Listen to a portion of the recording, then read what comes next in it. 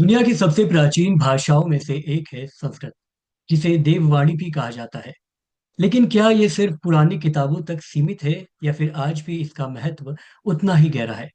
क्या संस्कृत सिर्फ मंदिरों और धार्मिक अनुष्ठानों की भाषा है या फिर विज्ञान, दर्शन और आधुनिक जीवन शैली में भी इसकी गूंज सुनाई देती है? नमस्कार, मैं सौरभ दुबे और आज हम एक ऐसे खास शख्स से मिलने जा रहे हैं जो संस्कृत साहित्य में गहरी रुचि रखते हैं और इसके अनमोल खजाने को समझने और समझाने का काम कर रहे हैं। आज हमारे बीच है प्रोफेसर सच्चिदानंद मिश्र जी, जो इस क्षेत्र में एक प्रख्यात नाम है। वे बनारस हिंदू विश्वविद्यालय में दर्शन शास्त्र और धर्मशास्त्र के प्रोफेसर हैं और इसके साथ ही भारतीय दार्शनिक अनुसंधान परिषद के सदस्य सचिव के रूप में भी अपनी जिम्मेदारी निभा रहे हैं। नमस्कार सच्चिदानंद जी, आपका बहुत-बहुत स्वागत है। नमस्कार। सीधा सवालों से शुरू करते हैं। आखिर संस्कृत को सबसे वैज्ञानिक भाषा क्यों कहा जाता है? नमस्कार। आपका ये जो प्रश्न है कि संस्कृत को वैज्ञानिक भाषा क्यों कहा जाता है, बड़ा महत्वपूर्ण है। किसी भी भाषा को वैज्ञानिक भाषा कहने के पीछे रीजन ये है होता है कि वो भाषा किस प्रकार से व्यवहार में आती है। तो दो तीन चीजें हैं जिनको हम देख सकते हैं। एक तो उस भाषा की लिपि क्या है, दूसरा उस भाषा को हम किस प्रकार से व्यवहार में लाते हैं। तो आप देखिए कि संस्कृत भाषा की जो लिपि है वो अपने आप में भी बहुत वैज्ञानिक है, क्योंकि जहां पर सभी वर्णों को एक विशेष क्रम में रखा जाता है। जिन वर्णों को हम कंठ से उच्चरित करते हैं उनको कवर्ग में, जिनको हम तालु से उच्चरित करते हैं उनको चवर्ग में। इस प्रकार से सभी वर्णों का एक क्रम निर्धारित कर दिया गया और एक साथ रखा गया। दूसरी बात, संस्कृत भाषा की एक अपनी विशिष्टता ये है कि उसमें कुछ भी हम जब कहते हैं तो उसमें कंफ्यूजन की संभावना बहुत कम हो जाती है। क्योंकि भाषा का एक बहुत बड़ा दोष होता है कि उसमें अगर संदेह की संभावना रहे, व्यर्थकता की संभावना रहे, और ऐसी स्थिति में व्यर्थकता की संभावना रहे जहां पर वक्ता सचमुच में व्यर्थकता चाहता नहीं। तो संस्कृत में ये नहीं होता, क्योंकि संस्कृत में जो कर्ता है या जो क्रियापद है या जो कर्म है, इन सभी के लिए कोई क्रम निर्धारित नहीं है, बल्कि वो विभक्तियों के आधार पर उनका निर्धारण होता है। और विभक्तियों के आधार पर उनका निर्धारण होने की वजह से हम उनको किसी भी क्रम से बोल सकते हैं। इसीलिए जैसे कि अगर हम एक सिंपल उदाहरण लें, राम आम खाता है, इसको अगर हम बदल दें क्रम, आम राम खाता है, तो इसका अर्थ बिल्कुल बदल जाता है। लेकिन संस्कृत में अगर इसको हम लें, रामः आम्रम खादति, आम्रम खादति रामः, खादति रामः आम्रम, कुछ भी क्रम रखें उसमें कहीं पर भी कोई भी संदेह की संभावना नहीं रहती है, भ्रम की संभावना नहीं रहती है।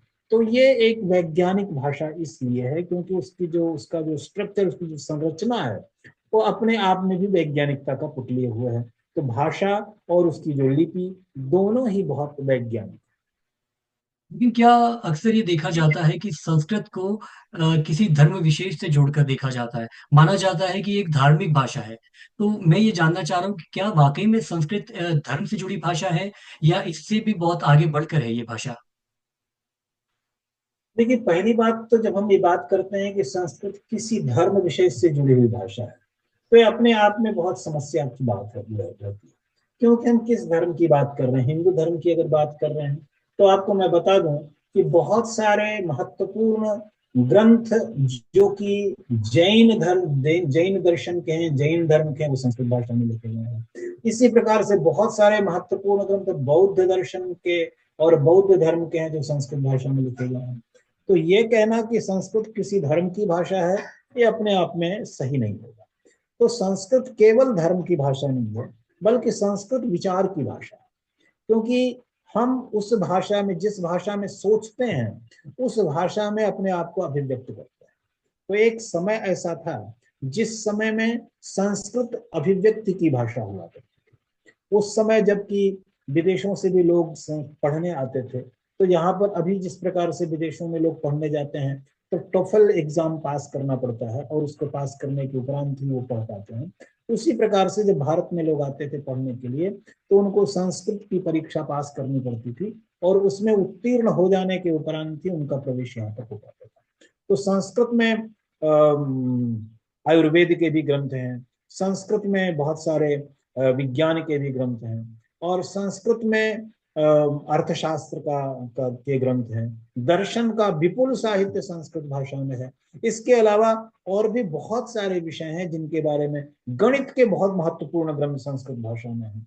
और इस तरीके से बहुत सारे विषय हैं जिन विषयों के बारे में, राजनीति शास्त्र की बात करें या पाप शास्त्र की बात करें, सौंदर्य शास्त्र की बात करें, यहाँ तक कि एक काम कला पर जो सबसे महत्वपूर्ण ग्रंथ लिखा गया, सबसे प्राचीन ग्रंथ लिखा गया, वो संस्कृत में है, वात्स्यायन का काम सूत्र। उसको कौन जो है धार्मिक ग्रंथ बताने का प्रयास करेगा। तो ये संस्कृत भाषा में बहुत सारे ग्रंथ हैं और बहुत नीति विषयक ग्रंथ बहुत सारे हैं। हितोपदेश कहीं से भी धार्मिक ग्रंथ तो नहीं है, पंचतंत्र कहीं से भी धार्मिक ग्रंथ नहीं है। तो बहुत सारे ग्रंथ हैं जो कि दर्शन के विषय में, नीति शास्त्र के विषय में, राजनीति शास्त्र, अर्थशास्त्र, गणित, इस प्रकार से बहुत सारे विषय हैं जिन पर संस्कृत में ग्रंथ हैं। तो केवल संस्कृत धार्मिक भाषा तो कतई नहीं है। आपने कहा कि संस्कृत अभिव्यक्ति की भाषा है। इसी शब्द से एक सवाल मेरे मन में आ रहा है कि क्या ऐसा कोई श्लोक है संस्कृत में जो आज भी प्रासंगिक है और हर किसी को वो मुंह जुबानी होना चाहिए, याद होना चाहिए? अब देखिए, संस्कृत में बहुत सारे ऐसे श्लोक हैं जो अगर आप याद रखें और आपको वो स्मरण में रहें, तो प्रतिपल, प्रतिदिन और हमेशा ही आपको वो याद दिलाते रहेंगे और आपकी सहायता करते रहेंगे। मैं एक उदाहरण देना चाहूंगा, जो कि जो श्लोक, क्योंकि ऐसे तो बहुत सारे हैं, लेकिन इस श्लोक का उदाहरण मैं देना चाहूंगा क्योंकि ये मुझे बहुत पसंद है।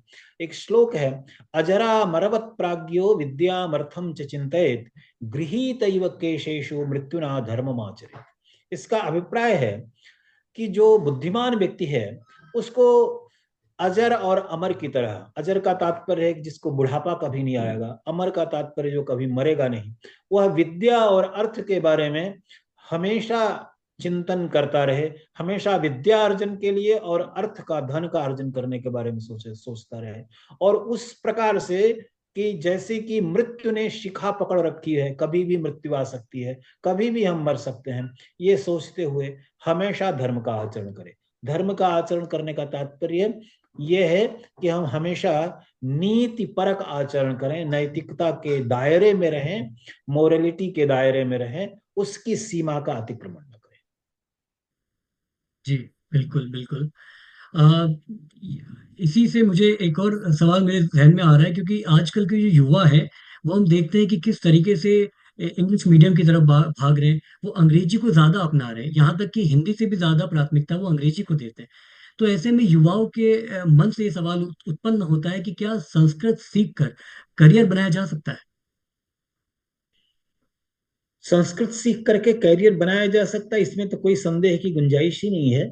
संस्कृत सीख करके बहुत तरह से कैरियर बनाया जा सकता है और आज के समय में तो संस्कृत सीख करके कैरियर के बहुत सारे आयाम खुल रहे हैं, जिसको कि आप इस रूप में देख सकते हैं कि संस्कृत अगर सीख करके आप कंप्यूटर की प्रोग्रामिंग ज्यादा अच्छे तरीके से कर सकते हैं। और बहुत सारे ऐसे लोग हैं जो कि संस्कृत के बारे में जानकार होने की वजह से, क्योंकि पाणिनि की जो अष्टाध्यायी है, वो अष्टाध्यायी जिस प्रकार से लिखी गई है, जिस प्रकार के उसमें अधिकार सूत्र आते हैं या अन्य परिभाषा सूत्र आते हैं, उन सारी चीजों को देखते हुए अगर आप देखें, उसकी तुलना करें, तो आज की जो कंप्यूटिंग लैंग्वेजेस हैं, जो जावा है या सी प्लस प्लस है, सी है, या अन्य इस प्रकार की जो भाषाएं हैं, उन भाषाओं में एक्चुअली क्या है ना कि संस्कृत भाषा का जो ग्रामर है, वो ग्रामर भी बहुत वैज्ञानिक है। और उसके वैज्ञानिक होने की वजह से हमको भाषा को समझने में, भाषा की संरचना को समझने में कभी भी कोई भी असुविधा नहीं होती है। और उस तरीके से अगर हम भाषा की संरचना को समझ लें, तो पाणिनि का जो ग्रामर है, पाणिनि की जो अष्टाध्यायी है, वो आज के समय में बहुत सारे चीजों में मार्गदर्शन कर सकती है। इसी प्रकार से नव्य न्याय की जो पदावली है, जिसके माध्यम से परिभाषाओं को व्यवस्थित तरीके से बताया जा सकता है, जिनमें कि कहीं पर भी कोई भी संदेह न हो, असंदिग्ध रूप से बताया जा सकता है, स्पष्ट किया जा सकता है, तो उसका उपयोग हम अन्य भाषाओं में, अन्य चीजों में, अन्य फील्ड्स, अन्य क्षेत्रों में हम कर सकते हैं। तो इसलिए संस्कृत अपने आप में आपके व्यक्तित्व को एक अलग आयाम प्रदान करती है। और मैं ये नहीं कहता कि आप अंग्रेजी न पढ़ें, आप हिंदी न पढ़ें। मैं तो ये कहता हूं कि व्यक्ति को तो बहुभाषाविद होना चाहिए। कम से कम 3 4 भाषाएं तो उसको आनी ही चाहिए। तो हिंदी भी आए, संस्कृत भी आए और अंग्रेजी भी आए। अगर आपको अंग्रेजी नहीं आती है तो निश्चित ही कई सारी चीजें आप छोड़ देंगे। लेकिन ये भी ध्यान में रखिए कि अगर आपको संस्कृत नहीं आती है तो आप फिर भी बहुत सारी महत्वपूर्ण चीजें छोड़ देंगे। भारत की पहचान नहीं हो पाएगी आपको, भारत के इतिहास को आप जान नहीं पाएंगे, भारत की आत्मा को आप पहचान नहीं पाएंगे। और हमारी जो जीवन की जो प्रक्रिया है, पद्धति है, जिसमें हम आगे की, मतलब इसको कहना चाहिए कि हमारा जो अतीत है और हमारा जो भविष्य है, इसके बीच में एक गहरा महत्वपूर्ण सामंजस्य बनाने के लिए संस्कृत जानना सीखना बहुत जरूरी है। मेरा अगला सवाल काफी मार्मिक भी हो सकता है। क्या आपको लगता है कि संस्कृत आज भी जीवंत भाषा है, क्योंकि धीरे धीरे इसका जो अस्तित्व है वो कहीं खोता तो नहीं जा रहा? देखिए, ये जो बात आप कह रहे हैं कि संस्कृत जीवंत भाषा है, मैं आपको अपने व्यक्तिगत अनुभव के आधार पर बताऊं कि आज भी हमारे बहुत सारे ऐसे मित्र हैं जो भारत के सुदूर दक्षिण भारत के कोनों में हैं, जिनके द्वारा संवाद का माध्यम संस्कृत भाषा होती है। अनेक बार उनसे हम बातचीत करते हैं तो संस्कृत माध्यम से उनसे बातचीत करते हैं, और अनेक बार उनसे जब हम चर्चा करते हैं तो हम दोनों के बीच में एक ऐसा आधार संस्कृत भाषा का होता है कि जिसके माध्यम से उनसे बहुत अच्छे तरीके से बात कर सकते हैं, फोन पर बात करते हुए, मिलजुल करके बात करते हुए। तो एक संवाद की भाषा संस्कृत यहाँ पर भी। दूसरी जो बात आप कह रहे हैं कि संस्कृत में ग्रंथ नहीं लिखे जा रहे हैं, तो मैं आपको बताऊं कि संस्कृत में बहुत सारे ग्रंथ लिखे जा रहे हैं और बहुत महत्वपूर्ण ग्रंथ लिखे जा रहे हैं। मैंने स्वयं अभी पिछले वर्ष एक संस्कृत में ग्रंथ लिखा, नव चारवाक कारिकावली, जिसमें चारवाक दर्शन पर एक मौलिक ग्रंथ मैंने संस्कृत भाषा के माध्यम से लिखा। इसी प्रकार से मैंने जब अपनी पीएचडी की थी, उस पीएचडी का माध्यम भी संस्कृत भाषा ही था।